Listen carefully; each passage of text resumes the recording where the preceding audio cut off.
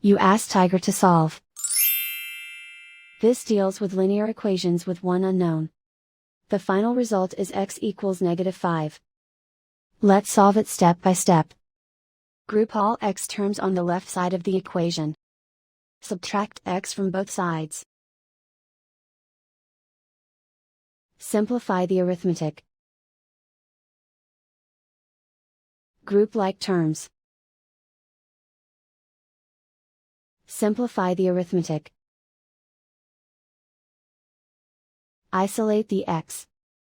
Divide both sides by 2. Simplify the fraction. Find the greatest common factor of the numerator and denominator.